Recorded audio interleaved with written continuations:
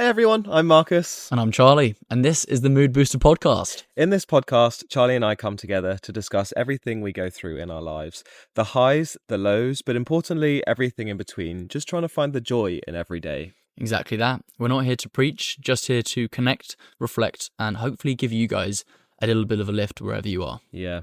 You can expect stories that spark something, science that makes sense, and just a conversation between two friends that feels like you're catching up with an old companion after a long time away. This episode is on the news, isn't it? It is indeed. We obviously there's a lot going on in the world at the moment, and we just thought now was a good time to reflect on what the news, what it looks like, but actually how news in general can impact our well-being, not only in a negative way, but also the positives of the news and things like activism as well. Yeah, we go into a little bit about how we also set some boundaries with that, what our consumption of the news looks like, and really just how we handle it. Yeah, it's a fantastic episode. Hopefully you guys love it. Let's boost some moods and let's go. Let's do it. Hello, everyone. Welcome back to the Mood Booster Podcast, everyone. Hello, episode 15. Wow, Or if you speak the lingo, episode 15. Episode 15. Wow. Welcome back, everyone. Welcome back, you. Welcome back. It's good to see you. It's good to hear from you. It is. How have you been? Pleasure to have you here. Welcome. Especially you. Especially you. Especially you. Episode 15, we are reflecting on the news today, are. aren't we? We're reflecting on the news. We are indeed. There's just a lot going on at the moment. There is. To name a few, but a few. To name a few World things. War III breaking out. It's been happening for a while now. Trans rights being stripped here, there and everywhere. Yeah. Donald Trump being D-Trump. the worst person on the planet. Just three of many. So, yeah, we think it's a good time more than ever to discuss the news, the impact it has on our well-being. For the sake of balance always, not just the negative impact of news, but how the news is also helpful and why it's important to stay informed. But yeah, just giving a bit of, let's stick with it, holding a bit of space for. Holding space. Oh yeah, there you go. There we go. Holding a bit of space for staying informed and what the news means and how we consume it ourselves, what we think about it. Yeah, how sort of boundaried we are with the news. I know we have some not different opinions, but our thoughts on how to consume the news as well. With everything that's going on, as I've heard from other people as well, it's very easy to hear it and let it get to you in quite a big way and affect your mental well-being. Of course, it's important to be educated, but it's also what we want to come on here and talk about is just to really try and dive into what we think on how to consume it, how to let it affect you versus how to be quite boundary with it. So yeah, it's going to be quite an interesting episode. It is indeed. I'm looking forward to it. It is indeed. The news. Have you been someone your whole life who's kept up with the news regularly? Far from it. I, in my recent years, have been more educated in the news than I've ever been. I used to be someone, when I was younger, who just rejected all sort of modern news. I'd be very much of the opinion. Classic, it's fitting, isn't it? Yeah. I'd be very much of the opinion. This was a while ago now. Very much of the opinion that. Were you of the opinion? Well, I wasn't actually able to speak because you were interrupting me there. So. Sorry, say it again. I said it twice, didn't I? 3 times. Did I actually? Maybe, I don't know. Well, I'm of the opinion that, or used to be, that all news was just noise. Not now. I've differed. This absolute chump over. He's having a bit of a laugh with me. It's a bit funny. You're of the opinion, but used to be. I used to be of the opinion when I was younger. Thank you. Yeah. I used to be of the opinion. I don't even know what I was going to say anymore. You just throw me. You throw me so far off my route. Oh yeah, I used to be of the opinion back when I was younger that I didn't really care about the news. I just saw it as noise. All I was doing was me, and that was it. You do you, Boot. It's quite self-centered. As I've grown up, I've very much become more aware of my community, issues that I care about, and I want to be more involved in those as well. Good. How much I receive the news now still, I think, differs from a lot of people who have things like alerts or notifications on from BBC News, instantly notified when they wake up of those sorts of things. But I think we can go a little bit more into how we handle the news, how we take it on, what our boundaries are with it as well, just to see how it affects us as well. Yeah. What about you? I Have agree. you always been someone that's kept up with the news? No, I haven't. When I was younger, I definitely didn't. I think for me, when did it shift? I've always been someone who's been aware of what's going on for sure, and like even I remember in 2016 with the American election when Trump first rose to power, um, I was even writing blogs on it for my one of my psychology modules Were about the you? election and things. Wow. But yeah, I'm not someone who's massively married to or wed to the news and reads the newspaper or reads the news on my phone every single day or has Oh. the app. I do have the news apps, Yeah. and at one stage I did have the headline notifications on, but which we'll go into later on in the episode. But for several reasons, I just turned those notifications off. But I very much am aware of things going on. Definitely, I always feel like I could be more aware, but that's another thing we'll speak about. Yeah. Firstly, though, Firstly, how's your week? my week, it was a mix. It was a roller coaster of a week, I'll tell you that. So, how was my week? Yeah, ups and downs, really. Started off on the Thursday since we last recorded. Unfortunately, it was my nana's funeral, so that was quite a sad day. A couple of days, actually. Lovely to be with my family. I've not seen all my cousins from all my family since 2018, so what, a good 7 years now altogether. It was unfortunate that under these circumstances we got brought with each other again like this. However, it was a lovely reunion to see everyone, to laugh again, to see how everyone's changed. That was beautiful. So although it was sad, it was quite bittersweet, I would say, which was lovely. And then on Friday we were at a stag do, so straight from down there to up here. So that was a bit of a wild roller coaster. That was a 3 day stag do at the Isle of Wight festival down at the south coast of England, wasn't it? It was. Absolutely phenomenal. Very tiring weekend, but God, it was fun, wasn't it? It was It was a fun. great weekend. So just for a bit of context, it was one of your friend Jay's.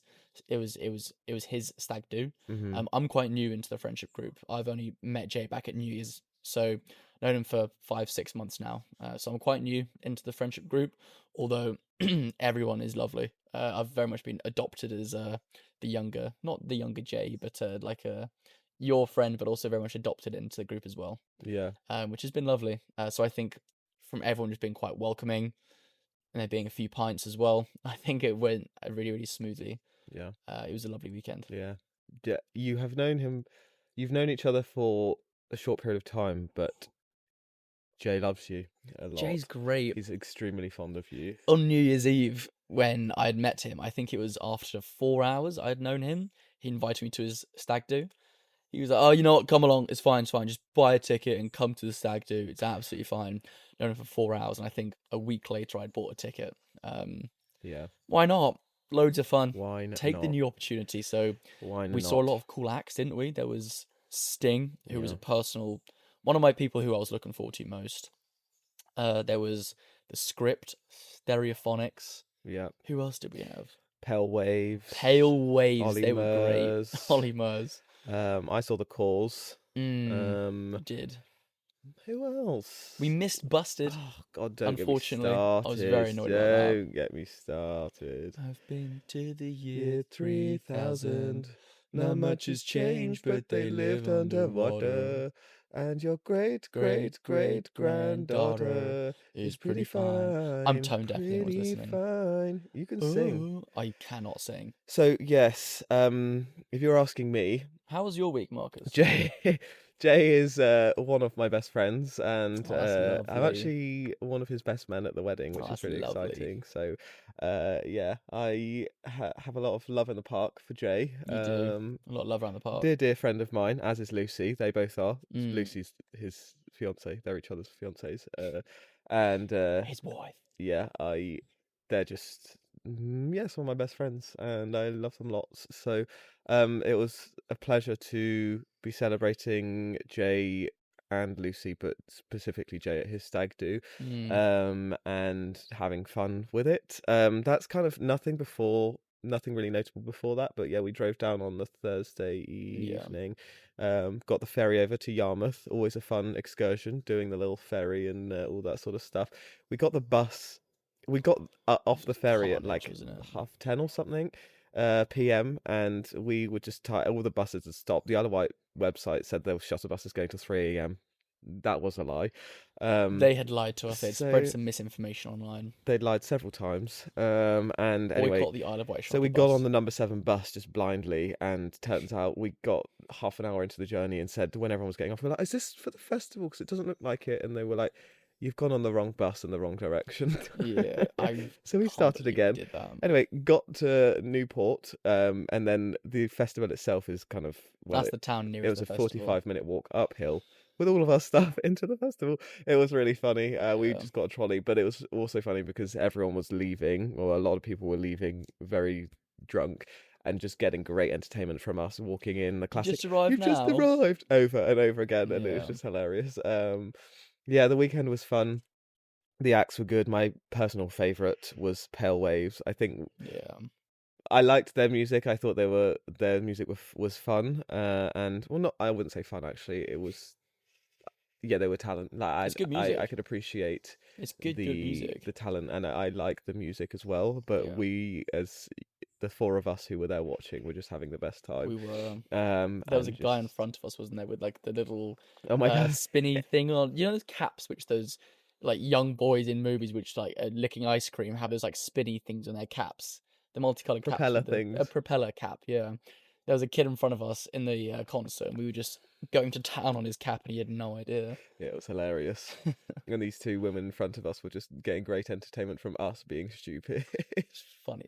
So yeah, that was my favourite act, I would say, even though, sorry, Ollie Murs, we go way back. I saw him live at the O2 in like 2010 or something. No, whenever, anyway. How could you do that to him? He was good. He's a great entertainer. He's got the charisma on the stage. Isle One of thing I will say Wight. about Ollie Murs, if you've ever seen Ollie Murs, you'll know one thing about him is he loves his hips. Those hips do not stop moving. They did not, did they? It's like, Ollie Murs, there's children in this crowd.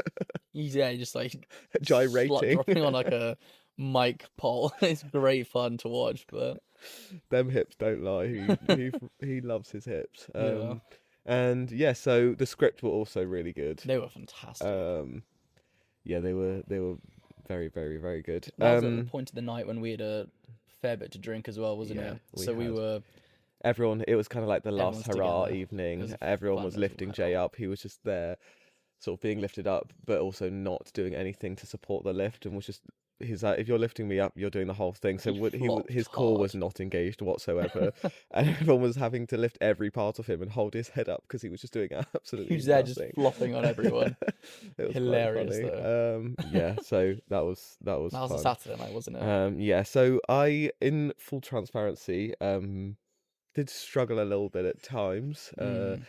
Just I have just, how do I say this? Just struggle a little bit with like feelings of inadequacy when it comes to like guys collectively. And I feel like this is something that people feel but don't speak about, and everyone kind of just braves it or puts on a front, or not a front, but everyone just goes through the waves or the performance and just gets through it. But for me, I really struggle with that sort of hyper bro energy. Chopping pints. Yeah, I'm fine with chopping a pint. I'm fine with all those things. It's just intense jokes and all those things, which I think I tell myself I'm bad at, so then it's like a self-fulfilling prophecy, when actually the second day, this was the first day I was just struggling a little bit. The second day was very much not center of the group, but heavily involved in the group, just as everyone else was, just having a great time. You're having a fantastic time.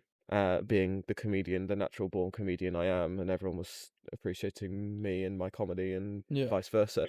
But yeah, it took me a moment to sort of drop. Yeah, I wouldn't say it was just all me needing to drop something. I think it's a balance, and I don't want to completely blame myself and just say it's all on me. I think there are some energies that maybe I just don't, and I will potentially never gel with, in terms of whether it's the types of jokes or whatever. But it's not to say, we had an amazing time and everyone there was bloody lovely.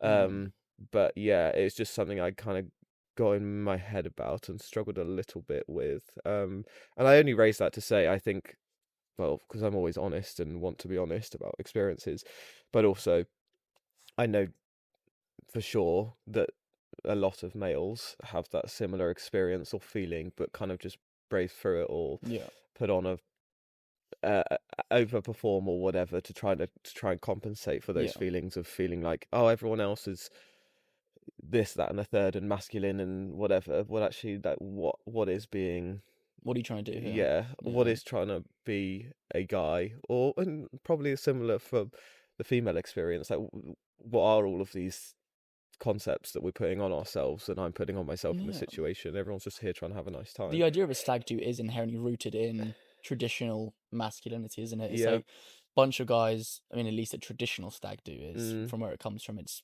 marriage, Well, wedding. it's a All gendered the guys thing. go off and Yeah. they, it is a gendered thing. They go off and typically get very, very drunk. That is a traditional stag do. So it's rooted in in those values. So it's not surprising to hear that if you don't necessarily align completely with traditional values, then you don't feel quite at home. That's Yeah. completely fine as well. I remember I do recall saying to you, I'm not sure how much you want to talk about as well, but I remember saying, even though you're partaking in this and showing face and still enjoying it, those sorts of things don't define you as well. You don't have to sit there and like agree with them. And this isn't me saying just have a good time, but knowing those things, whilst you don't necessarily agree with them, they also don't define you as well. Because I also noticed, as you just said, there was a big shift in how much you were able to enjoy it and be present from the first day to the second day as well. Um, was there was there something there that switched for you? No, well, yeah, I think it was just a lot of, I don't know, I also am someone who, regardless of these sorts of thoughts, I can just get a bit socially anxious and in my own head, and then become quite rigid and just can't relax in a social situation sometimes.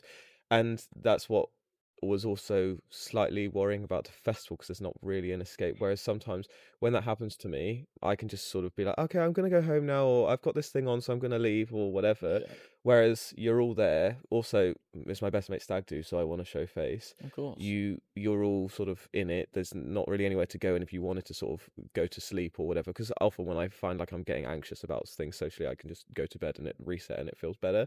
I can't do that because everyone's oil wrestling next to my tent, and all these things, and I'm just and kicking whatever, and I'm so like it's not even Yeah. just necessarily about the sort of masculinity or that sort of stuff, that side of it. And also, this sounds like I don't align with masculinity and all those things. It's not true at all. And or that I don't align with the people that were there. That's also not true at all. Like I say, they were all lovely people.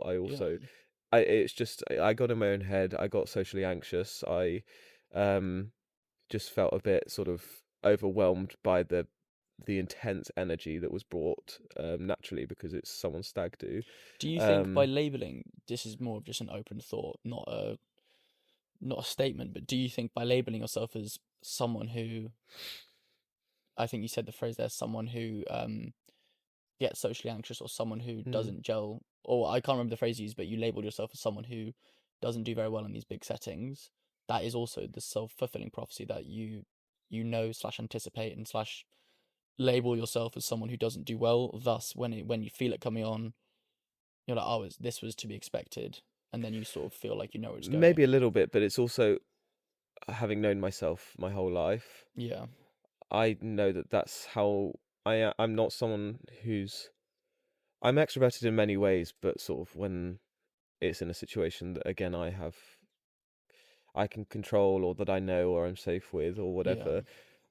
There's also times that I just know that things I'm just not comfortable with. Like, I'm not someone, for example, that loves clubbing, because that's something that I find anxiety inducing. Lots of overstimulation, lots of loud noise, lots of just crowds. I don't really love crowds either. So it's something that I just know that I don't love. So it's not like when I go to the club, I've told myself I don't love it, so then I'm going to get really anxious about it. I just know I don't love it wholly. And it's not, so I think it's part of it is a self-fulfilling, and that there is part of it that's like, oh, okay, I already know this about myself. But I think it's also, if you just know that some things you prefer and some things you don't, it's not like I'm telling myself to think that, and therefore it's a self-fulfilling prophecy. Yeah.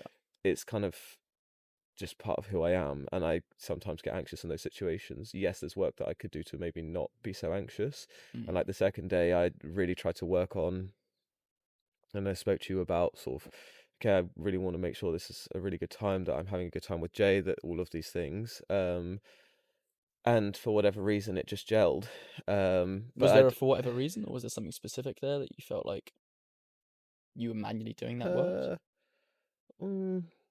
Well, I think we'd spoken quite a fair bit, and I felt Yeah. comfortable having had that, being able to sort of air that, Okay. and having to, yeah, I'm not sure. But that's the thing. Maybe I haven't been introspective enough, or don't know myself well enough in that way, but sometimes I'm able to just relax into it, and sometimes I'm in a panic attack and I can't do. I'm not sure. Yeah. I can't say for certain why. Sometimes I can relax and have a good time socially, and sometimes I just need space. Yeah. I don't know that. Both are completely fine as well. Yeah, and I don't think all of that is predictable, or you can't control or manipulate all of those things. None of it makes you, none of that needing space or not gelling or whatever makes you any less masculine or any less valuable as a person either. Just makes you more you. Yeah. No, thank you. I appreciate that. That's true. I know that it's just sometimes when you get in your own head about these things. Yeah. But I'm aware that I didn't necessarily want to go into this conversation so deeply about this, because I ultimately had a lovely time, and it sounds here like I'm sitting here moaning about the whole situation. I appreciate you asking the questions for reflection, but I also had a brilliant time. You said that, very much so. It was a fantastic weekend. Yeah. So, and it was just the most, joyful thing seeing Jay have a lovely time with his friends, and me and you and everyone else, and it was an incredible weekend. Yeah, it was, wasn't it? Yeah, maybe that's an episode that we'll talk about another time, in terms of more generically speaking about social settings, and how I or we or other people can sometimes gel and bond and not do so, or whatever, and the different variables involved in that. Yeah. But for this, had a lovely weekend, had a bit of a struggle, had a bit of a wobble, but had a lovely time. Absolutely brilliant. Yeah. I was surprised by a group of people who I didn't really know at all. Just very welcoming. Again, I know the whole thing of it was not a intense like get to know people, but it's just have a good time, see some amazing music, and that was lovely as well. Yeah. So it was overall a fantastic weekend. Thank you, Jay. Yeah. Thanks, Jay. Yeah. Wonderful, wonderful weekend. Yeah. So, speaking of, find it. Find the link. Find it. You've got it. You don't have it? Have you heard when they announced the Isle of Wight lineup for next year? Was it? It's pretty big news, wasn't it? Was it big news? No, it was big news. Big news. Speaking of news. News. It's pretty bleak at the moment, let's not lie. Let's not lie, guys. When is it never bleak? Let's be honest. God, when we came out of lockdown, from I think the COVID-19, news, big headlines have always been, I think, speaking here, on the whole, not very positive. I think that's been a trajectory of the news. Well, of course, they can't always put out, guys, these amazing things are happening. It's important to stay educated, but I think the news has always been quite typically negative. Yeah. I think so. I think by the nature of updating people, it's always sort of what's important to current affairs, to what's going on geopolitically, and usually those things, the things that are most important, are the bad things that have happened. I think so. Well, I do know certain news outlets. I know, like BBC, Radio 1. At this point, it's kind of like Newsround, how sort of simplified. CBBC Newsround. That's what it's called. How sort used of to watch it back when I was going to school. This is a good thing. I sound judgmental in that sense, and I shouldn't have, but it's very sort of simplified, the news, and everything's very digestible, very over-explained. But they have an audience of 12-year-olds up to whatever age they have, so it's good that they have. If you're older than 12 and watching CBBC Newsround, we are sorry. You are valid. No, the Radio 1 news. Sorry. They're the way that they explain the news is very sort of digestible and very simplified. What are your main sources of news currently? But what I was going to say is they do have good. I think they try and do a feature which is the positive news or the good news or whatever, to make sure that they aren't just dwelling on the negative things. So there are certain outlets that do have that, which can be helpful, because a lot of people do find, and myself included, sometimes the news just a bit overwhelming or sad or just a bit bleak, and there is good news happening. I know Greg James does positive news. I can't remember. Anyway, yeah. My main source of news, completely honestly, the News Daddy. Who? I don't know his name, but he's the most followed news account on TikTok, or was, until I think Daily Mail overtook him. They've had like a war of who has the most followers on TikTok. News Daddy, that's hilarious. But he has the biggest following, because people are hungry for unbiased, unfiltered, uncensored, Rupert Murdoch controlling what's being said news, and he reports sort of factually with credibility and sources, but very quickly and very neutrally. Exactly how people are wanting. Well, I say very neutrally. He's quite clearly against people like Donald Trump and things, which is a bit of an echo chamber for me. But I objectively think that man has many issues, so I will support what News Daddy says in that sense. So from there, but I also, up until recently, had BBC, both BBC and Sky News notifications on my phone, so I would get all the headlines. I wouldn't necessarily read the details in great depth, unless it was something that really caught my attention. But I would be getting the daily sort of updates on the key things that were happening. When I'm working, I often have Radio 1 on, so we'll also get news from. They do the news every hour. I think 1/4 the hour. So those 3 different ways I get the news. And yeah, I think through social media, which again we'll go into today, I indirectly get the news from not looking for it. But a lot of social media is people debating, or people complaining about what's going on, or people being activists online. So I'm seeing news indirectly through activism and people speaking up and things. What about you? I'd say BBC News is one of the main platforms that I've always used. I've never really had notifications on, just because for myself I've found that when I used to have them, it'd be the first thing I see when I wake up is this god awful thing happening somewhere in the world. I've made it more, as I've grown up, made it more of a conscious effort to check the news, whether it's daily, at least just to know roughly what's happening in the world, just to stay educated and updated, because I've never liked it when I'm in a conversation about the news and I'm just sat there just absolutely oblivious, but who, what, where, when, who, and then people are like, come on mate, you should be knowing this. The rest is politics. A podcast speaking about a podcast is funny, but I think they're great.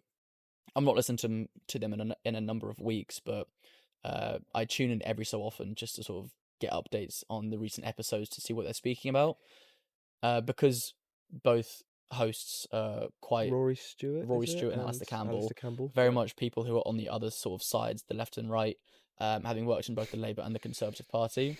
They seem to unite a lot more these days. They do, to be fair, they do. But it's very, very interesting to hear their differences in their work, and how they can come very, it seems, unbiasedly together to give quite a good opinion. Now, I am also conscious of consuming different angles of media and news, whether it's through social media, BBC News app, or podcasts as well. They are opinions from people, or as much as they can be tried and facts, they are other people giving facts as well. I think, as you said, people are very hungry for unbiased news. People want to know what's happening, not with a tinge of what people are thinking about it or what they think, because that can always steer the news in a certain way. I think people just want education on what's happening in the world, like myself as well. And for example, obviously the BBC have to stay neutral and have their impartiality policies and things.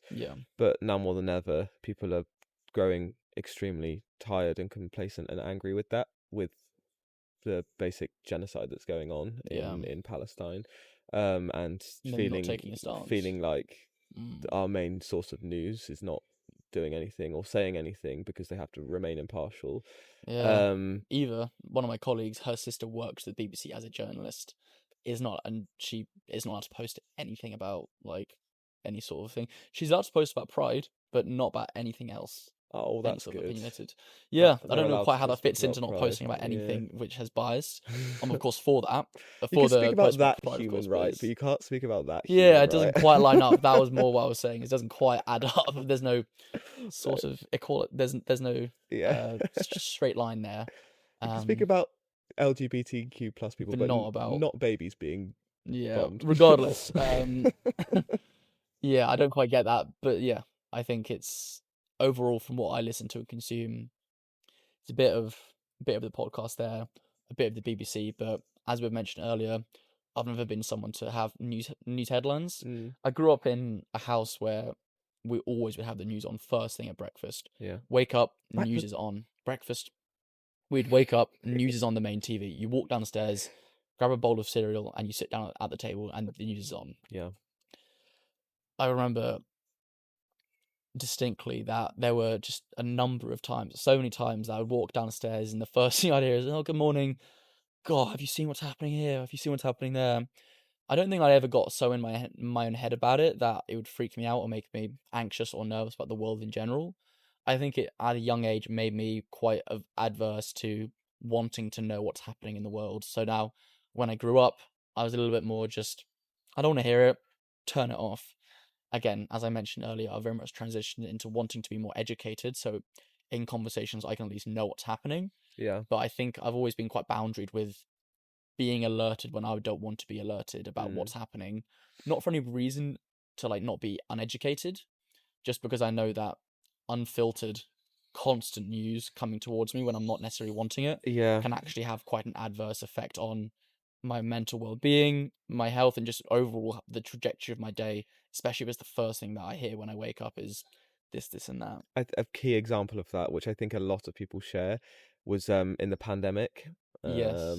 I initially turned them on to stay informed and to know what's going on with sort of lockdown rules and if we were coming out of lockdown and things.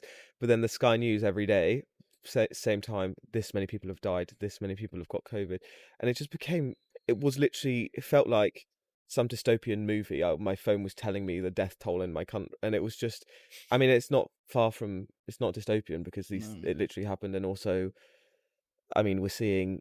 Anyway, yeah, just all of the death happening across the world at the moment with everything going on, which we can go into, like I already mentioned, the genocide. But I think a prime example of that is the notifications that I was getting then. Yeah. After a while, I just stepped back and was like, this is a bit too much, I think. Like, I want to know what's going on with COVID and the updates globally, but also nationally. But every time my phone pings, there was that sort of Pavlovian association with, oh, I'm about to see how many people have died because the news noise has just gone off, and it was just a bit jarring. It can really shape your worldview as well, I think, especially if it's your main input. I think it's absolutely. I know we have some research to speak about how your input can change your views overall, but if it's your main input is negative, the world at war is terrible. I know we were literally having this conversation on the way to the Isle of Wight. I think you said something along the lines. I know it wasn't quite this severe, but something like the world is doomed or the world is really sick right now. The current state of the world is sick. Technically, I know this is easy for me to say, sat in a garden in a quite a peaceful country, but it's the safest the world has ever been right now in terms of the history of the world. Statistically, I don't know how for much longer that will be the case. I don't know, but as of right now, being dramatic, if we're looking at the history, it is technically the safest the world has ever been. Fascism on the rise.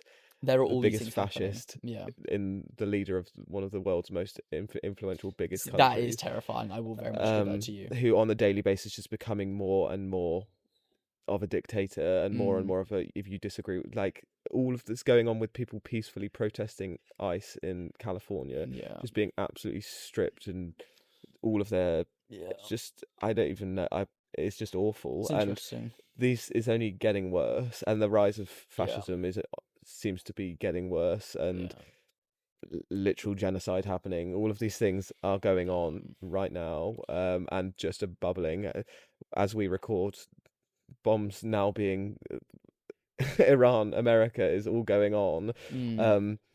It's not to say to your point. Yes, we in England we're lucky at the moment that we're in a peaceful time at the moment, and you know, I mean, even what's that party? The Reform Party. Reform UK. Sorry, I was about to say UKIP, but that's their previous name. Yeah.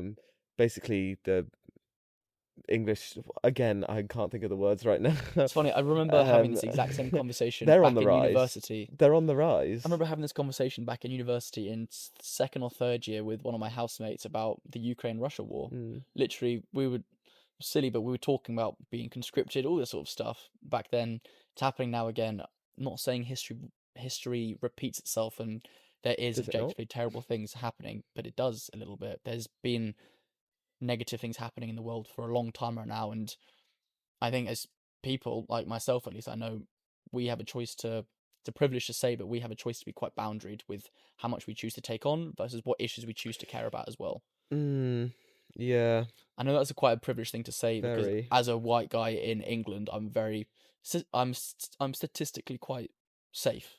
Yeah. In terms of the position I'm in, so I'm not being forced to care about these sorts of issues as well. Yeah, because I should imagine if your family member lived in Palestine or you had a sibling who was transgender or something like that, you would say the issues at your front door. So you need to care about it. You would speak differently, and that's not to say you're a bad person for being detached from it, because you have to protect your own well-being.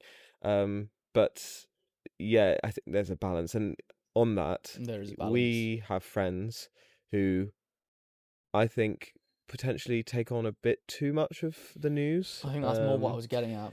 And it's to no one's fault, and it's not that anyone does it the right or the wrong way, but in my opinion, you know, you can get in your echo chamber of the news and social media and all those things to a point where you are running yourself down and you're saying, you know, I'm extremely anxious and overwhelmed and can't socialize at the moment because the news is just getting me down too much. And I do think a little bit in agreement with you. We have to be able to continue functioning and going on and finding hope, and that's important. Such an important thing, which is why Greta Thunberg is so incredible, because she's like, if we give up hope, then everything's gone. We have to continue going on and have the hope and all those things. Yeah, if we just sort of become not encompassed, sort of just completely embodied by the news and everything that's going on, and see it to be complete doom and gloom with no hope, it's a bit too much. And we have to look after ourselves as well. Do you think it's possible? Do you think it's possible to be completely aware, educated about every issue in the world and still have hope? Well, we have to have hope. As humans, it's not only an innate drive to have hope, but if we don't have hope, then if we don't have collective hope, then it's kind of what we just give up. We have to be able to hope for a better future, a better time, a better resolve, because otherwise, if you don't have hope, and that runs true with the news, with recovery from, let's say, alcoholism or any addiction, with in hope is a big thing in my area in forensic psychology and rehabilitation of offenders. If they don't hope for better for themselves, they will never desist from reoffending, because they don't have hope to be able to do so, and they don't think it's possible. With climate change or climate science. Well, exactly. One of the biggest messages, even though the trajectory we're on with the oceans warming, you know, everything that's happening there, one of the main things is we still need to have hope that we can turn it around and that there is possibility to, because if we lose that, it all gets worse. I do think there is a balance there. I know I was saying this to you before, that it is about the balance. I do think you can be educated, aware of these issues while still being hopeful as well. I think being ignorant to the fact that these things are happening isn't the answer. Shutting them out and being ignorant isn't the answer. Just saying these things aren't happening, I'm not going to listen, put your blinkers on. For sure. However, how much you internalize it is up to us as well. And it's also another thing is the activism of it all. Because if it took everything on that's going on in all of these different domains, and I use the same examples again just for the sake of simplicity, but everything going on in America with deporting citizens. Yeah. Just one thing, taking away the rights of trans people is another Yeah. thing, but then also everything going on in Palestine, everything going on with the oceans and things like bottom trawling. If you're informed on all those things, you want to be might want to be an activist in every single arena, Yeah. and it's kind of you don't have the scope to, and you also don't have the energy or the resolve or the resilience to be able to show up for all of those things all Yeah. at the same time, and be going to every single one of those marches and to go to everything. How do you do that? So it's, I guess, finding a way of looking after yourself and still staying informed and knowing what's going on, but Yeah. not trying to put too much on yourself as one person to fix all of these things. I think it's what's at your front door, I think, is more maybe one angle that you can take, whether it is whether you've got a sibling who's transgender or whether you've got family who's being oppressed. It's what's at your front door is what you typically are caring about. Yeah. Whether you're a doctor who needs to strike because of your, wages, or whether you're someone who's involved with ocean and climate and environment, so you go to those marches instead. You can't be an activist for everything. It'll burn you out Yeah. very quickly. So it's choosing what's at your front door. You can be educated. I think it's important for us to be educated about everything that's happening. Like, for instance, I work with a lot of Americans in my job. Someone literally said to me yesterday, we can't go forward with buying your product because all of our workers have been deported. ICE is going around all of our houses, or all of the houses and all of the laundries, taking away all of our staff and getting rid. And it's the scariest time that we've ever been in. And I remember hearing that, and I just thought, this is something that is so far removed from our existence here. This is a reality. It's important to be educated about it. It's how on your front step is it? Is it enough for you to take a stand and internalize it and then take action? And I truly, maybe I need to think about this more, but I don't think that that's a selfish thing, because moving To away, not want to. well, no, not wanting to, but being drawn to things that relate to you, and therefore helping and trying to be an activist for things Yeah. that relate to you. Because again, you can't be an activist for everything. So where do you start? It's the relatability. And an example of that, which isn't to do with the news, but an observation that I've made through my PhD, is everyone who's doing a PhD or everyone who's got an expertise, the vast majority of those people, I was definitely an exception because my research I didn't have any personal connection to. Yeah. The vast majority of people in academia or who have done a PhD, from my experience, have some sort of personal lived experience with that thing, which has motivated them to want to. A colleague of mine doing sibling experiences of having a sibling with an eating disorder, because that's something that she's gone through. Someone else on schizophrenia research, because that's something that she's gone through. Someone else on eating disorder, over exercise, because that's something that all of these people are doing work and research that helps other people, but it stems from a place that it's their personal experience and something that they connect to and that they've related to. And yes, that's not in the realm of news, but it's an observation that I've made that I definitely think links to this in terms of activism. It's I'm so personally involved in this that I can relate to, and I should do. That's not to say that you shouldn't try. I know people who are transgender, but I don't have any personal relatives. I'm not transgender myself. I don't have any close people in my life who are transgender. It's not to say that I shouldn't empathize and try and speak for, and not for, but speak with and try and help those people. But at the same time, I'm not personally leading the charge. Yeah. And again, I guess it's where do you draw that line? I think as long as you're standing up for issues you care about and you're educated about what's happening in the world, I think that's enough. So, like, for a good example, just for myself here, my degree in marine conservation, I had that since a young age. Sailing on the Thames is what I grew up doing. I love surfing. Used to do it on the coast of England back when I was at university as well. Since moving to London, been wanting to get more involved with the oceans. Last summer, there was a march for clean water, the largest ever march for clean water. This is a bit of a humble brag, but no, I did go to the protest because I fully believed in it. I went there solo, met some lovely people, but I was there protesting against these sort of bigger water companies to stop profits and to stop profiting off of these sort of water companies, and basically dumping sewage into the Thames and into the oceans as well, because it's an issue that, whilst I don't live on the coast, I've grown up using the waters of London and England, it's an issue I cared about, so I made a change and I made a stand for it. Mm. I'm still educated about what's happening in Palestine with people being deported in the US, whatever issue is happening.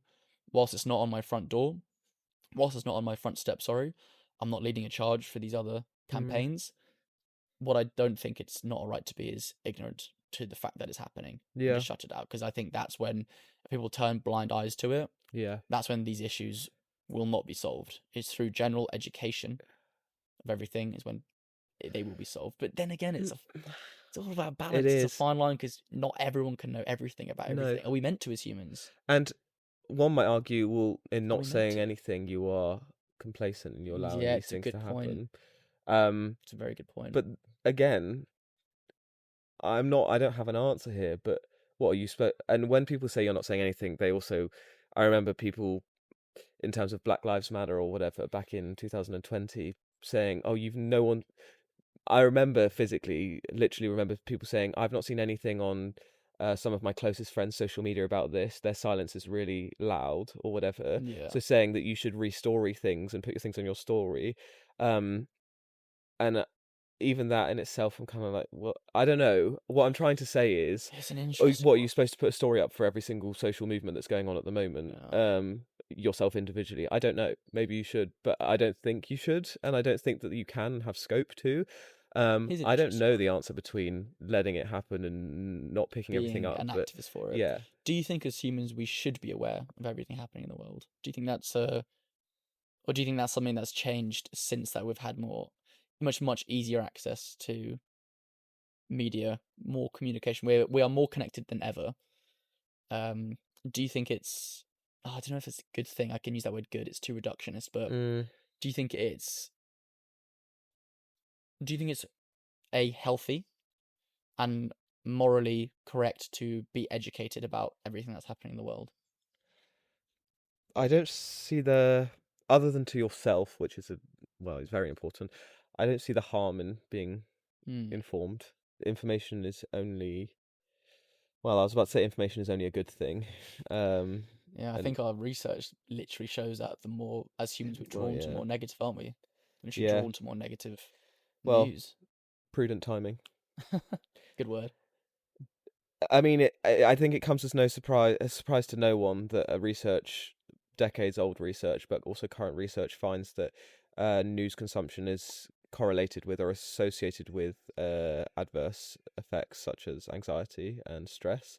But Johnston and Davey back in the 90s found that negative news reported people exposed to negative news reported significantly more anxiety and sadness on those scores than those exposed to neutral or positive news, supporting the idea that daily news can directly influence our emotional states. So if we are in a place where we're seeing, let's be honest, the news is very negative at the moment, it is inducing, again, just a basic correlational studies finding increased levels of anxiety and sadness. And research backs that as well. Yeah, empirical evidence. And then a 2022 study by McLaughlin and colleagues in America, over 1,000 adults was surveyed, and they found that the news addiction, or keeping up with the news on a daily basis, those people who kept up with the news more so reported dramatically higher rates of anxiety, stress, fatigue, and even physical illness than those who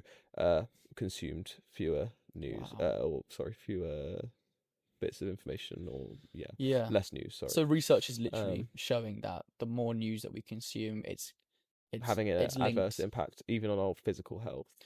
It's interesting what the news. This is something then to discuss. Is what the news doesn't take into consideration is the moral obligation that we have to be educated about these things. Whilst physically and mentally, our health, which doesn't take into consideration the moral obligation, will decline the more news we consume. Yeah. I don't think in life we can be so reductionist to always lead by health. Or can we? I say, if this isn't good for my health, I'm not going to do it. This is good for my health, I'm going to do it. Well, it's again how altruistic you want to be about it. And when I say altruistic, I mean putting other people before yourself. Selfless, exactly. Yeah. Because if you want to be compassionate and look after other people and all those things, when you're altruistic, that is kind of often at the detriment to your own self.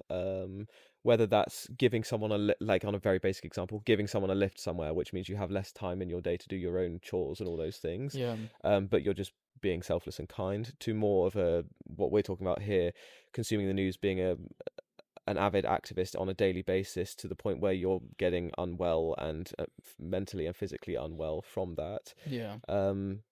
Yeah, I'm not sure. Is there anyone in your mind who strikes the balance quite well? Or anything? I'm just trying to think about something that we're coming back to, is not knowing that balance of, not knowing the answer. I myself don't know the answer of, is there a good balance which one can strike of being educated, not ignorant, but also looking after your mental health first? I know this is a really dumb thing to say, but I don't think we can all be Greta's. Greta Thunberg. Her life Yeah. is pure. Every day is just activism. Yeah. Every single day. Yeah. If we all did that, we wouldn't have an. I don't know if this is really, really silly to say, but we wouldn't have an economy. We wouldn't be functioning. We wouldn't as a human We race. wouldn't all no. be able to, be going to boats, going to summits, going to conferences every day. Yeah. Fixing the world. Doesn't mean that's a bad thing that we have that though as well, but it can't happen en masse. I was going to answer your question with, well, Greta Thunberg is someone who's doing it really well, but we can't all do that, I don't think. Well, no, what I said by doing well is someone who, again, doing well is a very much a subjective thing. I don't know Greta Thunberg at all personally, so I can't speak for this. I don't know. Well, I'm pretty sound with her. You're pretty sound with her, to be fair. Yeah. Whilst I admire, love, and respect massively what she's doing, what's her mental health like? What's her physical health like? Yeah. I know that's not what's at the forefront of her mind, which is good for her. That's not what she's trying to go for, which I also completely respect as well. I think it's what you hold into your own personal preference. Are you okay with having, reduced physical and mental health? Yeah. As long as you're believing in the issues that you care about. I think it's a lot of sitting comfortably, and if a lot of us asked ourselves, am I doing enough, and we're truly honest with ourselves, the answer is no. It would be no. And myself, the first person to say that. An example, I'm a vegetarian. If I really broke it down, because I sometimes let it out. Of course. I'm very passionate, deeply, about why I'm a vegetarian and the moral implications about meat consumption and all of those things. Extremely passionate. Do I speak about it? No. Why? Because I don't want to disrupt the status quo. I don't want to offend people. I don't want people to think that I'm challenging their morals. Well, actually, that's all on me and me being a people pleaser and all those things. If I'm listening to myself, maybe I should be more. And that's just one example. Maybe I should be doing more on speaking on the genocide that's going on, whatever it is, because I think if we actually were to ask ourselves, the general public, are we doing enough the answer is no, to support other people that aren't ourselves? Probably not. Even just having thoughts. And I personally think that as human beings, because some people might be like, well, we don't need to. I don't fully endorse or subscribe to every part of an individualistic culture. I think we should be more collectivistic. I think we are pack humans. We work well together. We work well as a community. Here's the evolutionary coming back into it, but here's the evolutionary psychology coming back into it. But we look after each other, and we thrive when we look after our communities. So therefore, I don't want to just look after myself and make sure I'm fine. I know I need to do that, because if I can't look after myself, I can't look after other people. But at the same time, I should be looking after other people. Personally, I think that, and therefore I should be acting on the news, and I should be doing what I can. And if I'm honest, I'm not doing enough. I know I'm not. Yeah. I was literally just about to say that point. I was just saying, is your mental health and your physical health good enough? Or where do you hold that instead compared to how much you do for your community? Inherently is by doing more for your community, speaking about the issues that you actually want to do, even though on the surface your mental health or physical health might be reduced, because you're doing more for your community and you're speaking about issues that you care about. As a collective, do you become better? Does it become a healthier community? Because you're tapping into that's the hope. But that's the hope. But is that what we've lost in this society, where we're becoming more individualistic than ever? We're more separated. We're more disconnected, because we're all focused on the self, the body, the mind, what we are, who we are, instead of the collective as a human race, and looking after that as well. And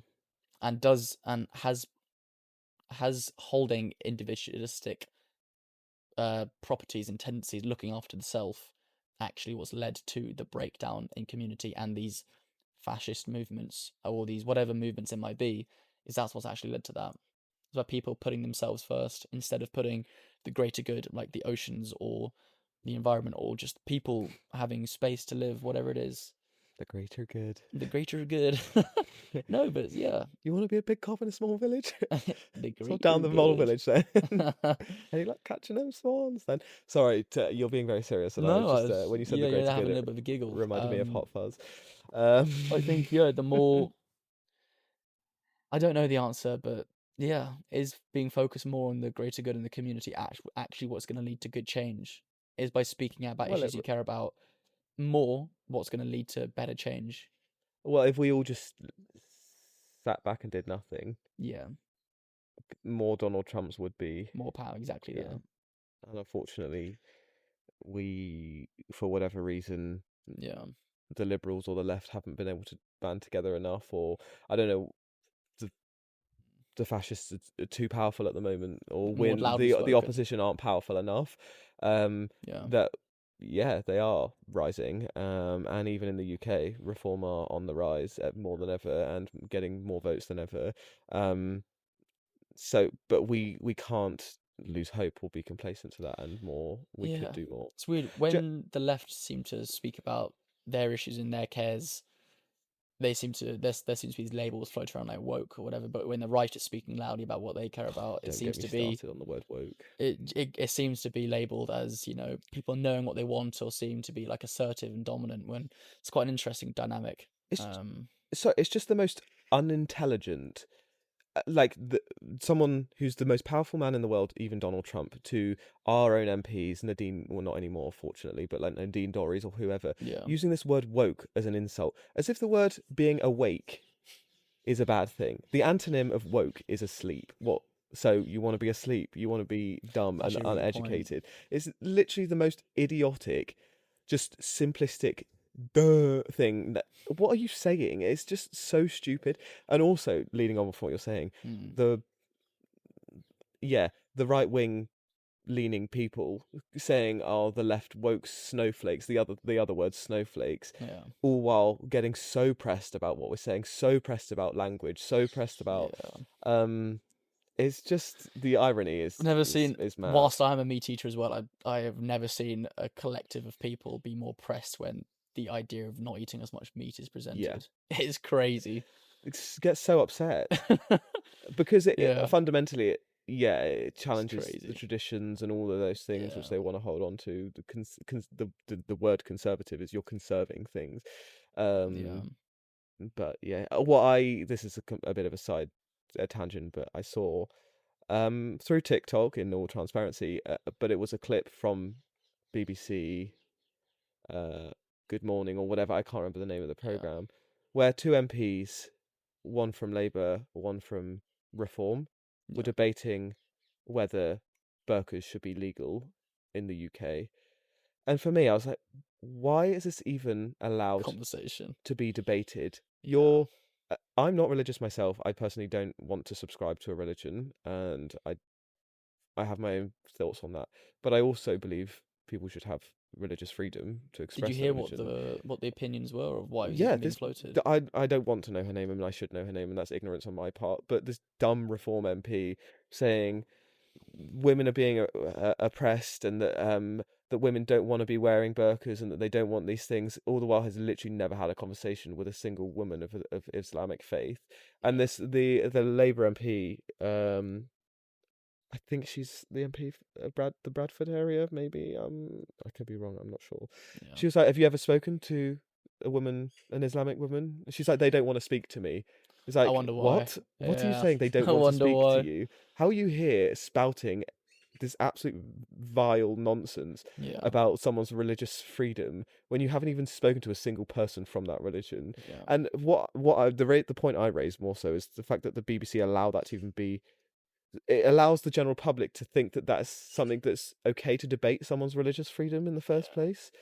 I don't know, maybe I am too let's call it woke about it, but I just think, why are you even entertaining that conversation in the first place? Because it just it opens up conversations in the general public that we can debate someone's rights like that. It clearly stems from an issue of control as well. Again, relating to the idea of the individual thinking that they have a right to stop someone else from doing that, instead of it just being a collective of people acting in everyone's best interest. This person is saying, this Reform MP is saying, myself as an individual has more control over this other person, thus my opinion matters more. That's basically what that is.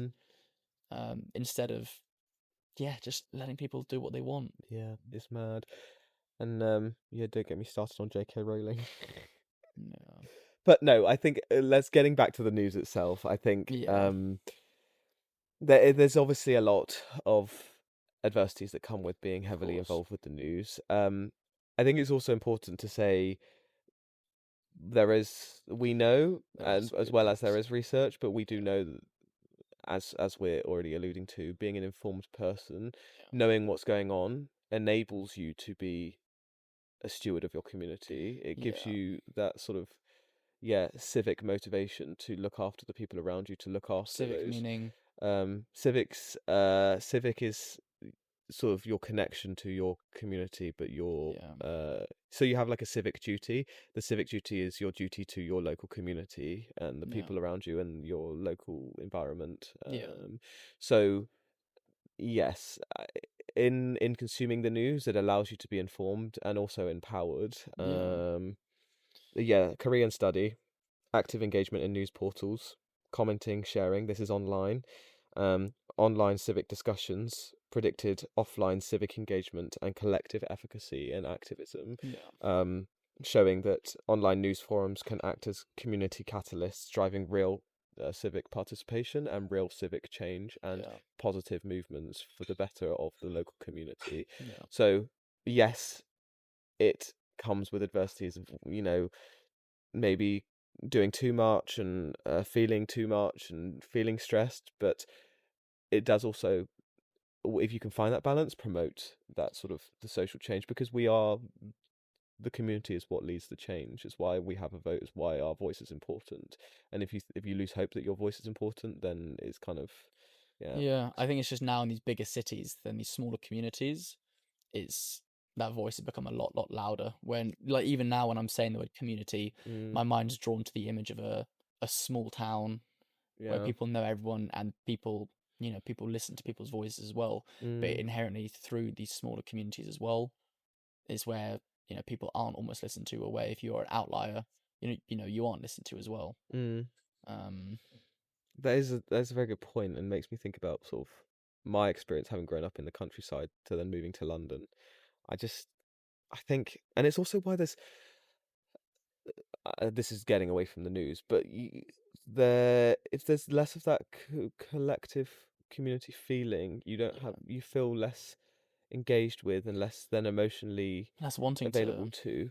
And in a city like this, that you don't have London. the good morning, how are you? And then all of those small little things make you feel like you're part of a community and you know your neighbour and all of those things. And if you're in a anonymous city where you don't know anyone and everyone is just a stranger to you, you have that. People become more individualistic, self-serving. You don't want to serve the bigger city or the community because there isn't, or there doesn't feel like there's one. I think you have these subsections within cities where people still want to get involved in the local council, the local thing here and there, but sorry, carry on. No, but as we keep on growing, it's more and more difficult to get that community feeling where you want to become empowered and where you want to empower your local community and care about these issues. Yeah. Which is why I think I'm aware that a lot of people would see this to be like a Black Mirror thing. Yeah. But why social media, while it gets a bad rep, is so helpful and beneficial in this way, because it's allowing us to connect and inform and it's true. share news with one another and feel connected. I don't live in America. I've never lived in America, but I feel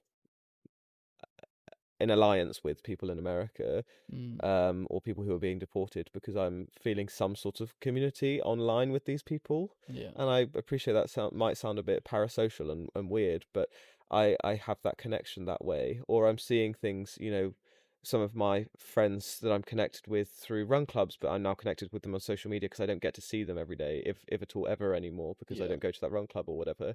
I'm seeing their movements for Palestine and what they're doing, and I feel connected in that way through social media. And social media, while it gets a bad rep, allows us to, again, all about the balance, but allows us to stay up to date with what's going on and feel part of that news community and that information community. So then we feel responsibility for those people around us. It's what allowed me to find out more about the March for Clean Water, was through the people I follow, through that community online.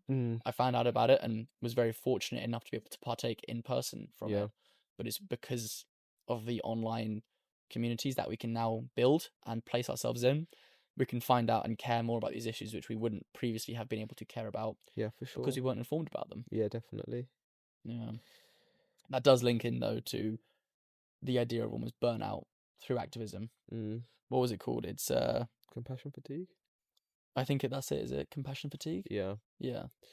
It's completely. I mean, it's everything that we've been speaking about, but the compassion fatigue is, and more media fatigue, but more so compassion fatigue is being compassionate for everyone and everything, and that doesn't only relate to the news, but compassion fatigue is a psychological experience, phenomenon that we experience in many domains. The caring person or the therapist who doesn't look after themselves or whatever. Compassion fatigue is a very real thing, and if you're constantly giving and emoting and being empathetic for other people and looking after other people, you're gonna burn yourself out, and you must look after yourself before or as well as looking after other people, whether, like I say, that's in person being the caring friend, or whether it's being the activist based on what the news is telling you. Compassion fatigue is a very real thing and is very much associated with news consumption and taking in too much news and taking in too much information about all of the atrocities going on in the world. You just burn yourself out, and you can't feel that much for that many people. No. And I have seen arguments, again, something I think you were slightly going to when you asked me the question about should we know everything. We would never evolved to have this much information and to know this much. We know our local tribe, our local community. We weren't knowing what was going on in the tribe over there or the tribe over here. So we don't have the skill set or even the neurobiological wiring to be able to feel that much for that many millions of people. It's not something we are even hardwired to do. So compassion fatigue is a very real thing. We do fatigue and burn out because of consuming this much news about this many people. Same as, it's not to say that we shouldn't, and we should shut ourselves off from the information, but it's just an explanation as to how and why we get to this place of feeling exhausted from all the news, because we're not, arguably, not supposed to know all of that from an evolutionary perspective. We didn't have access to all that information. No, completely agree. Whether it means it's right or not is different, but as an evolutionary perspective, it's not something that's within us. No. So if we're going from that angle, it's completely fine that we don't know everything, or we shouldn't know everything as well. Yeah, and it does make sense as to why it then is so sort of jarring day after day to be like, oh, seeing this now. Well, it has really negative effects on your health as well.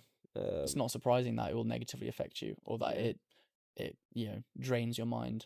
Or not. It's the same as activist purpose, isn't it? It's whilst it's good for your behaviors, it's tough on your health. Activist purpose is basically positively linked to healthy behaviors like exercise and nutrition.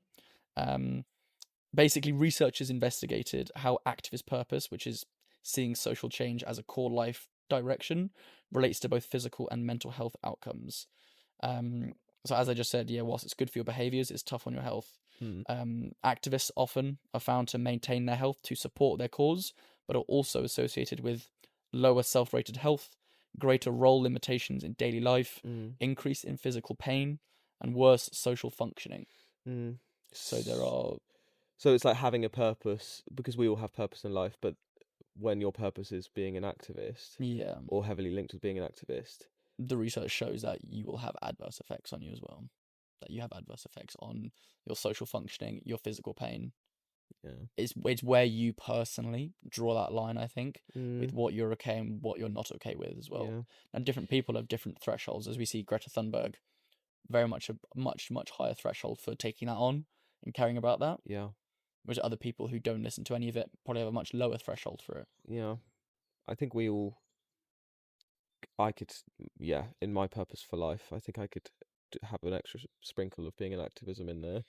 And a little bit of spice. Well, that's up to you if you want to do that. Well, I think so. That's like I said personal before, discretion. I think we were all to ask ourselves, I could be doing more and I should be doing more. Yeah. I don't think I could be Greta about it, but I could be, speaking to my values and my beliefs more so. And I don't want my sole purpose to be an activist. I think that's fair to say, but I've not even begun yet, so I can't be someone who is seeing these negative health outcomes and all these things because I'm not there. Yeah, I think it also, something that we've not really touched on, which we can a little bit, is how much by doing charity work and doing work for others and speaking up actually can bring you a lot of joy as well. Yeah. 100%. From speaking up and seeing the impact that your word and that your work on other people and for a greater good can actually have, that brings so much joy for you as well. And so whilst it can be, whilst you can experience high levels of burnout or whatnot, seeing that collectively coming together for an issue, seeing the issue or the needle move and seeing the outcome as well from that issue is a wonderful thing and will bring a lot of collective joy. Well, exactly. That's how everything changes. And I think that heavily leads back to the purpose, right? Yeah. As human beings, we want to, like this, for example, just stay with me on this example, but we're making this podcast. Yeah. We both said we feel like we have a purpose in producing this. We're producing something and we're seeing an outcome from doing it, which is creativity, all of these things. It's the same as human beings. We want a purpose and we both feel like we have a purpose, so we feel so fulfilled in that. If you're an activist, that's kind of a purpose in that, so you're getting joy from seeing your hard work and you're speaking out when policies change, when people have more rights, when things, atrocities cease to exist. You feel satisfaction from that. That's your work that's had a result. Yeah. And again, it's like the productivity when you put in work and have a result from. A basic example: you go to the gym, you see your muscles. Sorry, it's such a stupid example.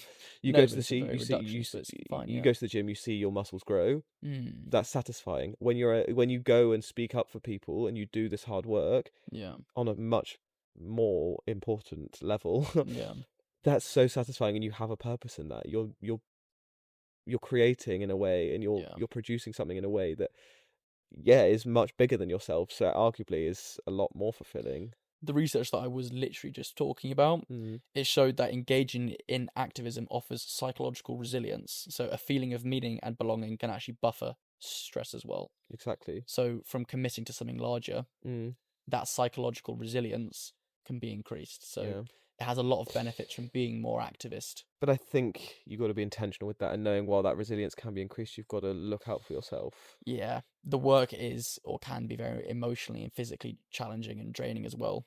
Confrontation, grief, burnout, all these things are very much associated with it. I know for my own case, when Trump was reinstated, he made some pretty poor decisions regarding the climate. It's difficult to not, especially if it's your work or you care about these issues and you're doing a lot of activism work to, reduce the sea's temperatures or whatnot, or stop, bottom trawling, and then this massive marine protected area is opened up. It's difficult to not feel this massive wave of all that work has just been ridden over because this, almost tyrant is in power now. It's difficult to not have those feelings of burnout or stress or grief, even feeling like you've lost something. So what are some things we always like to have? Some takeaways. What can you do? What do we do?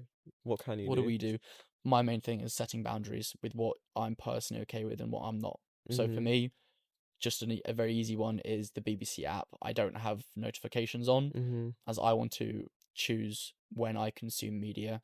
Now it's up to me to be not ignorant, to not just checking the news, ever. I want to still be informed and educated, but that'll be under my own sort of, choosing. Yeah.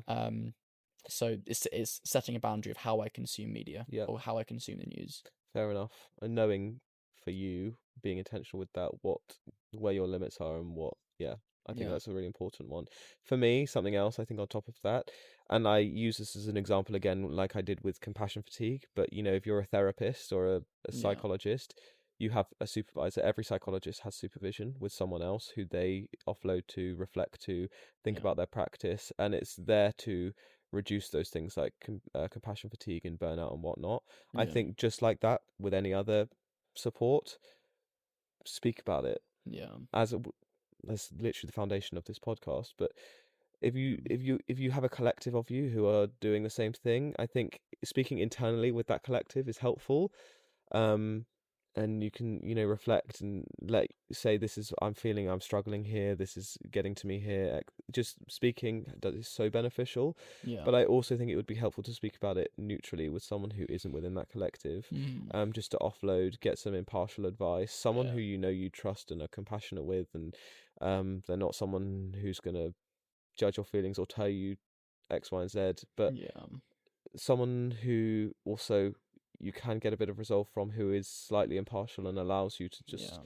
not have that sort of reinforced echo chamber of, yeah, it's so bad, da da da, because then that will probably just make you feel even worse and remind you of how bad it is. You kind of need someone to sort of diffuse you in a way, I think, and allow you to not let go of it and completely forget it, but just diffuse and allow space for other conversations, other reflections. And It's a great point. I think news in itself has gotten to a point where there's a lot of emotion with the news. I mean, it's very difficult to not become emotional about the news, but inherently itself, news is something that is just a factual thing that should be stated. Now, exactly what you're talking about there with echo chambers, as we've become more connected, there have been so many more echo chambers for people to become more radicalized or feel more about what they actually care about.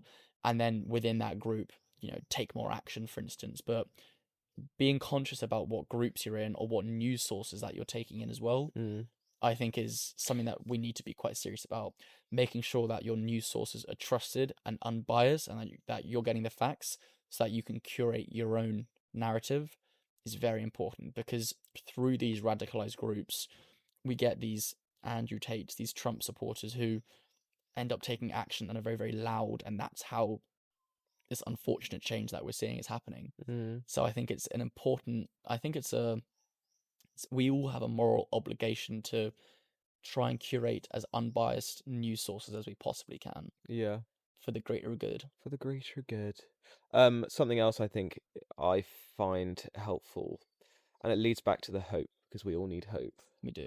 Otherwise, what are we What do we doing have? here? What are you doing? Is yes, consume news, and yes, we should do or want to or whatever. It's important to stay informed, but why not, in the sake of balance, as we always say, it's Yep. all about balance. If you're going to consume the news, if I'm going to consume the news, allow myself to find a good news. There's like Instagram pages, there's TikTok pages, Yeah. there's even like credible news sources that are good news of the day, or here's the positive. There's climate change outlets that have, here's the positive things that have happened for the climate every single Positive day or news every from the single blue. week. Yeah. I think for the sake of balance and remaining hopeful, yes, consume the news, because it's important to know what's going on in Palestine and everywhere and what we're seeing. Yeah. But at the same time, allow yourself and give yourself the pleasure of seeing the good news in the world. And for me, that's one of the biggest ones, because it allows you to sort of see the joy and see the beauty in the world and not become completely jaded and angry and upset, because it's so easy to do that. And that's basically what this comes back to. And like you said at the beginning, there is so much good happening. That's a great point. Let's not see the world to be completely doomed, because if we did, then we don't have the hope. What good can we see, and what good news is there? And I do really find that lovely. And I can't remember which which journalist it is, but she's on Greg James, or used to be on Greg James's Radio 1 show. Yeah. And had a feature. I'm pretty sure. I hope I'm not misremembering, but anyway, had a feature on good news only, and here's the good news that we can look at. And it's just lovely to do that, because why not? Like you say, and what we said at the beginning, news by the nature of it is inherently can often be negative, because unfortunately things that are going on are, and the important pertinent things that we need to act on are negative. But it's not to say we should ignore or not give focus Give to credence to the good news. the hopeful things and the Oh, that a beautiful lot. things. Yeah, and being intentional with making sure to give room for that. Yeah. Because then it'll probably allow us to be, or have more capacity to, accept the more negative news as well. And also, if we're then going into the activism side of it, it allows us to be more sustainable with that activism, and Because it's for a good cause and that there is hope. and you are seeing positive changes or knowing that change is happening. Because if you want to be an activist but you can't, that the hope has to come with activism. It does. Or sorry, it needs to have a hand in, whilst there's bad, you also know there's hope because that's what you're striving for, is a better outcome. Yeah. And by seeing tangible change, that gives you the evidence to know that what you're doing works. There's the Blue Marine Foundation, the marine conservation charity based in London. Yeah. They have a weekly or monthly thing. It's positive news from the blue, and they always just give updates about, a certain species or a certain area of the oceans that is, becoming more abundant or thriving, whatever it is. And that sort of stuff, whilst you can balance with, this politician said this, or this has happened here, there's been more fishing than ever. Giving the hope will allow more capacity for more people to care about the issue because they know that it can be fixed. Yeah. I like what you said there. That's pretty good. Yeah, thank you. I agree. Speaking of positive news. Yeah. Do you have a mood boost for us, Marcus? I do have a mood boost. He didn't tell me before this, so I have no idea what his mood boost is. Can you guess? It's probably because it's you. It? It's about you. Oh, great. Thanks a lot. My mood boost is Charlie and his little iPad. This is a big iPad. What are you saying? This is a regular iPad large. So I think we've already mentioned this, but we've been using the iPad just to make sure that we are, as we've always wanted to do. One of our pillars is evolution through evidence, and making sure that the evidence is at the forefront of what we're doing, and therefore having just physical information in front of us could be helpful as a bit of an anchor when we're discussing things. And I have an iPad, bought one ages ago. Part of my PhD was using an iPad. Anyway, it doesn't matter. And you kind of very much got iPad FOMO after I did a recording with it. You're like, I need one. So much easier to be able to curate notes. I was there writing before an episode with hand, and it just took so long. And it was like seeing a kid being like, I want that toy.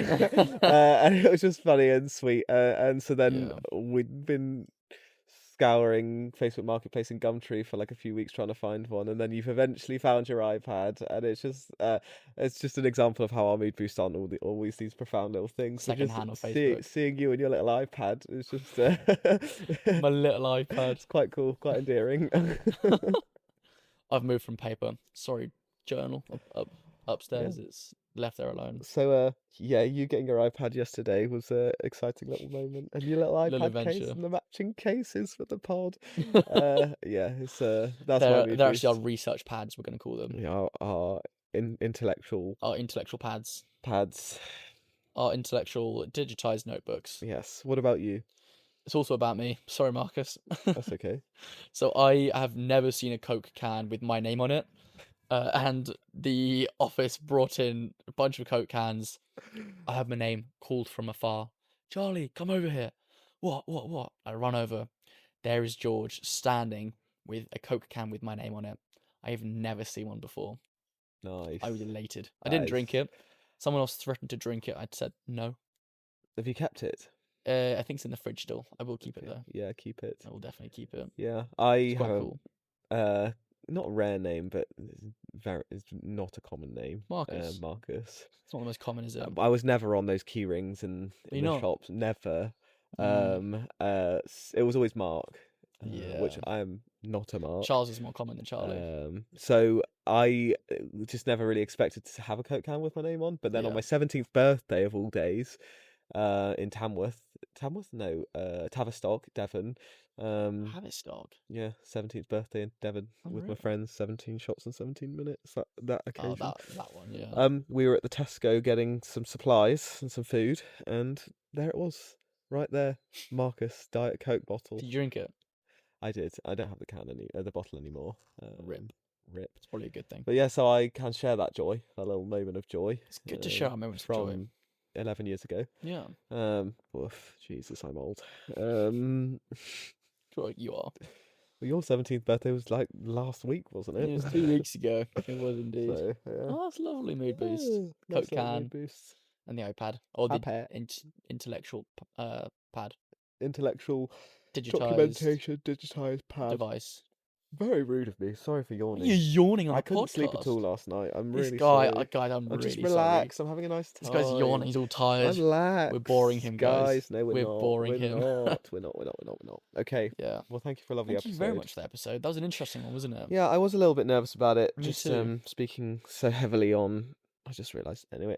Speaking so heavily on current affairs and things going on, because I do feel like, I guess, being transparent, that I could be doing more, and often I don't know enough. For example, speaking about 2 MPs, and I couldn't even remember either of their names.